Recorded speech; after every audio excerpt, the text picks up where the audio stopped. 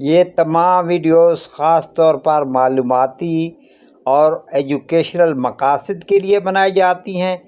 इसमें किसी मरीज़ का इलाज मकसूद नहीं है। मेडिसिन के साइड इफ़ेक्ट होते हैं। किसी भी मेडिसिन को अपने डॉक्टर की हिदायत के मुताबिक इस्तेमाल करें। आपका शुक्रिया। बिस्मिल्लाहिर्रहमानिर्रहीम। आज मैं आपसे सपाजलार न्यू टेबलेट के बारे में बात करने लगा हूँ। इसमें जो साल पाया जाता है उसे मेबेवरीन हाइड्रोक्लोराइड कहते हैं। जहाँ तक इसकी पैकिंग का ताल्लुक है, ये 30 गोलियों की एक डिब्बी है। मुनासिब कीमत है। इसे एजीपी फार्मा ने तख्लीक किया है, जो अच्छी मेडिसिन बनाता है। ये एंटीस्पाज़मोटिक है और मसल रिलैक्सेंट है। मुनासिब कीमत में हर अच्छे मेडिकल सेंटर से दस्तयाब है। अब बात करते हैं इसके यूजेस का और बेनिफिट का, यानी ये किस के लिए इस्तेमाल होती है।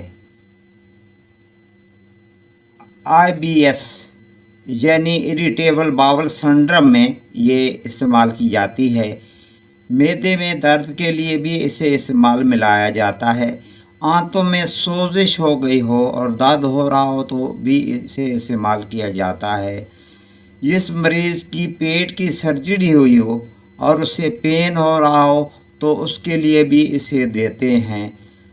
जिन मरीज़ों को बार बार पेशाब आ रहा हो और मसाना ओवर एक्टिव हो गया हो तो उसके लिए भी इसे इस्तेमाल कराया जाता है। पेट में दर्द और मरोड़ों के लिए भी इसे इस्तेमाल कराया जाता है।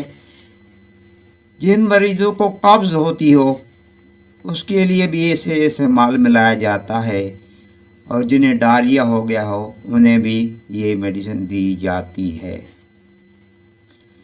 प्रेगनेंसी में ये एक सेफ ड्रग है। पेट में गैस के लिए भी इसे इस्तेमाल किया जाता है। गुर्दे में दर्द के लिए भी इस्तेमाल किया जाता है इसे, और यूट्रिन में दर्दों के लिए भी इसे इस्तेमाल में लाया जाता है। अब आते हैं इसकी डोज की तरफ।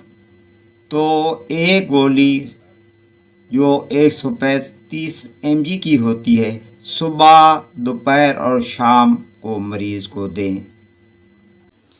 अब बात करते हैं इसके साइड इफ़ेक्ट की। तो मतली हो सकती है, उल्टियाँ आ सकती हैं, आपको स्टमक अपसेट हो सकता है। वीडियो अच्छी लगे तो इसे लाइक और शेयर कर दीजिएगा, ताकि ऐसी वीडियो आपको देखने को मिलती रहें। आपकी समातों का बहुत बहुत शुक्रिया।